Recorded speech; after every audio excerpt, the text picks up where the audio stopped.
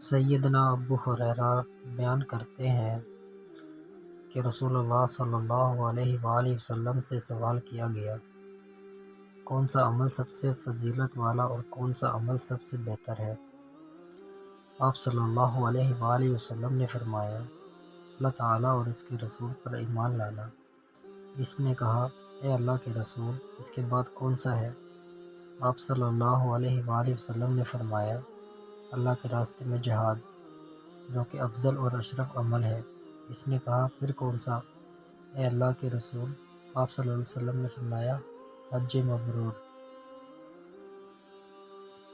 سیدنا عمر بن خطاب رضی اللہ عنہ سے مروی ہے کہ رسول اللہ صلی اللہ علیہ وآلہ وسلم نے فرمایا، جو آدمی اس حال میں مرا کہ وہ اللہ تعالیٰ اور آخرت کے دن پر ایمان رکھتا ہو تو اسے کہا جائے گا تو جنت کے 8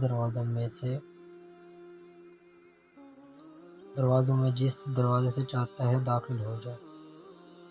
سیدنا بن جبل رضی اللہ عنہ سے مروی ہے کہ غزوہ تبوک سے قبل رسول اللہ صلی اللہ علیہ وآلہ وسلم لوگوں کو لے کر نکلے۔ جب صبح ہوئی تو نماز فجر پڑھائی اور لوگ پھر سوار ہوئے اور چل پڑے۔ جب سورج طلوع ہوا تو رات کو چلتے رہنے کی وجہ سے لوگ اوننے لگ گئے، جبکہ سیدنا معاذ رضی اللہ عنہ رسول اللہ صلی اللہ علیہ وآلہ وسلم کے ساتھ ہی رہے اور آپ صلی اللہ علیہ وآلہ وسلم کے پیچھے پیچھے چلتے رہے، جبکہ لوگ سواریوں کو چرانے کے لیے ان کو لے کر بڑے راستوں کی طرف الگ الگ ہو گئے۔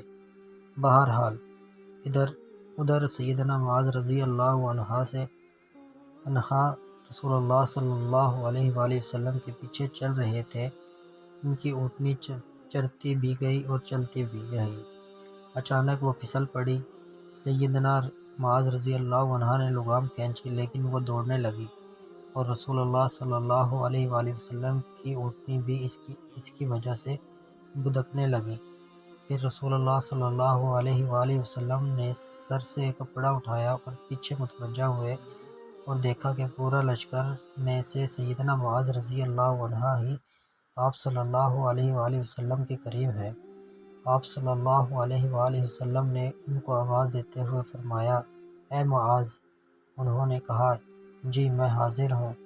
اے اللہ کے نبی، آپ صلی اللہ علیہ وسلم نے فرمایا، قریب ہو جا۔ بس وہ آپ صلی اللہ علیہ وآلہ وسلم کے اتنے قریب ہو گئے کہ ایک سواری دوسری کے ساتھ مل گئی۔ پھر رسول اللہ صلی اللہ علیہ وآلہ وسلم نے فرمایا، میرا یہ خیال تو نہیں تھا کہ لوگ اس قدر ہم سے دور ہو جائیں گے۔ سیدنا معاذ رضی اللہ عنہ نے کہا، اے اللہ کے نبی، لوگوں کو اونگ آنے لگ گئی اور ان کی سواریاں چرنے کے لیے دور دور تک بکھر گئیں۔ رسول اللہ صلی اللہ علیہ وآلہ وسلم نے فرمایا، میں بھی اونگ رہا ہوں۔ بہرحال جب سیدنا معاذ رضی اللہ عنہ نے دیکھا کہ رسول اللہ صلی اللہ علیہ وآلہ وسلم ان کے ساتھ خوش ہیں اور ان کے ساتھ خلوت بھی ہیں تو انہوں نے کہا، اے اللہ کے رسول، آپ مجھے ایک ایسی بات پوچھ لینے کی اجازت دیں جس نے مجھے بیمار اور پریشان کر رکھا ہے۔ اللہ کے نبی صلی اللہ علیہ وآلہ وسلم نے فرمایا، جو چاہتے ہو سوال کر لو۔ انہوں نے کہا، اے اللہ کے نبی، آپ مجھے ایسا عمل بتا دیں کہ جو مجھے جنت میں داخل کر دے۔ آپ سے اس کے علاوہ کسی اور چیز کے بارے میں سوال نہیں کرتا۔ آپ صلی اللہ علیہ وآلہ وسلم نے فرمایا، واہ واہ واہ! تم نے بڑے عمل کے بارے میں سوال کر دیا ہے۔ تم نے تو بڑے عمل کے بارے میں سوال کر دیا ہے۔ آپ صلی اللہ علیہ وآلہ وسلم نے 3 دفعہ یہ جملہ دہرایا اور پھر فرمایا، لیکن یہ عمل اس آدمی کے لیے آسان ہے جس کے ساتھ اللہ تعالیٰ بھلائی کا ارادہ کر لیں۔ پھر آپ صلی اللہ علیہ وآلہ وسلم نے مزید کوئی بات بیان نہ کی، البتہ انہی الفاظ کو 3 دفعہ دہرایا تاکہ سیدنا معاذ رضی اللہ عنہ اس کو اچھی طرح یاد کر لیں۔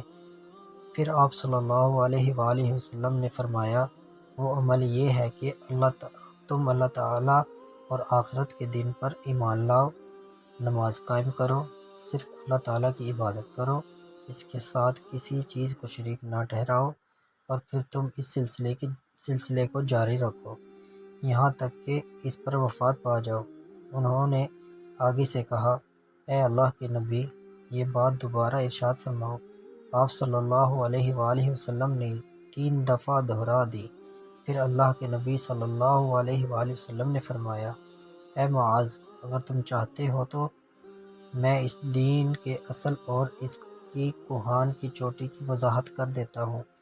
سیدنا معاذ رضی اللہ عنہ نے کہا، کیوں نہیں، اے اللہ کے نبی، میرے ماں باپ آپ پر قربان ہوں، آپ مجھے بیان کریں۔ آپ صلی اللہ علیہ وآلہ وسلم نے فرمایا، اس دین کی اصل یہ ہے کہ تم یہ گواہی دو کہ اللہ تعالیٰ ہی معبود برحق ہے، وہ اکیلا ہے، اس کا کوئی شریک نہیں، اور یہ کہ حضرت محمد صلی اللہ علیہ وآلہ وسلم اس کے بندے اور رسول ہوں، اور اس دین کا سارا سہارا اور ستون یہ ہے کہ نماز قائم کی جائے اور زکوٰۃ ادا کی جائے، اور اس کی کوہان کی چوٹی جہاد فی سبیل اللہ ہے۔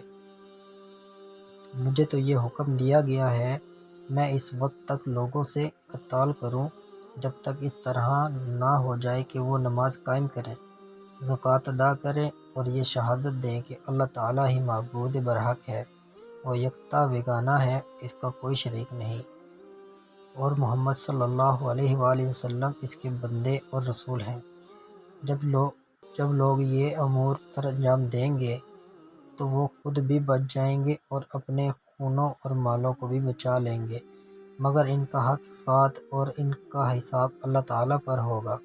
پھر رسول اللہ صلی اللہ علیہ وآلہ وسلم نے مزید فرمایا، اس ذات کی قسم جس کے ہاتھ میں محمد کی جان ہے، فرض نماز کے بعد جنت کے درجات کو پانے کے لیے جہاد فی